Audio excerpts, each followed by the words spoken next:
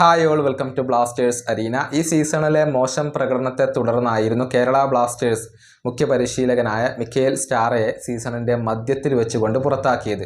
അതിനുശേഷം ഒരു സ്ഥിര പരിശീലകനെ ക്ലബ്ബ് നിയമിച്ചിട്ടില്ല. തോമസും ടി.ജി. പുരുഷോത്തമനും ചേർന്നുകൊണ്ടാണ് ക്ലബിനെ മുന്നോട്ട് കൊണ്ടുപോകുന്നത്. ആദ്യത്തിലൊക്കെ പോസിറ്റീവായ റിസൾട്ടുകൾ ഉണ്ടാക്കിയിരുന്നു, പക്ഷേ ഇപ്പോൾ ടീമിൻ്റെ പ്രകടനം മോശമാണ്.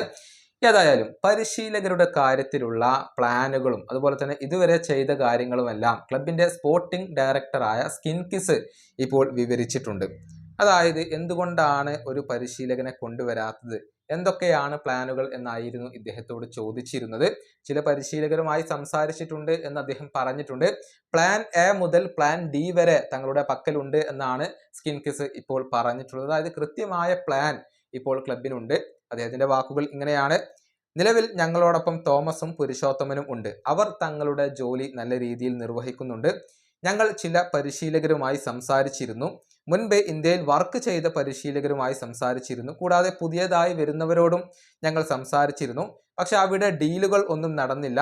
പഴയ പരിശീലകനെ ഒഴിവാക്കിയപ്പോൾ കുറച്ച് ക്ഷമയും ശാന്തതയും ഉള്ള പരിശീലകനെയാണ് ഞങ്ങൾ തിരഞ്ഞത്. തെറ്റുകൾ തിരുത്തുന്ന പരിശീലകരെയാണ് ഞങ്ങൾക്ക് ആവശ്യം. പക്ഷേ ഞങ്ങൾ ആഗ്രഹിക്കുന്ന രൂപത്തിലുള്ള റിസൾട്ടുകൾ ഈ ഒരു താൽക്കാലിക പരിശീലകരിൽ നിന്നും ഞങ്ങൾക്ക് ലഭിച്ചു. അതുകൊണ്ട് തന്നെ ഇത് എങ്ങനെ മുന്നോട്ട് പോകുന്നു എന്ന് നിരീക്ഷിക്കാൻ ഞങ്ങൾ തീരുമാനിച്ചു.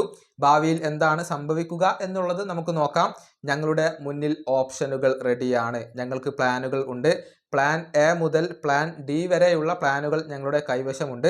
ഏറ്റവും മികച്ച തീരുമാനം എടുക്കാനുള്ള ശ്രമങ്ങളിലാണ് ഞങ്ങളിപ്പോൾ ഉള്ളത്. ഇതാണ് കേരള ബ്ലാസ്റ്റേഴ്സിന്റെ സ്പോർട്ടിംഗ് ഡയറക്ടർ പറഞ്ഞിട്ടുള്ളത്.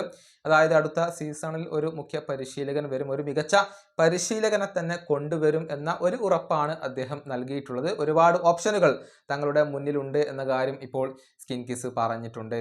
ഈ വീഡിയോയുടെ അവസാനിപ്പിക്കുന്നു. അടുത്തൊരു വീണ്ടും കാണാം.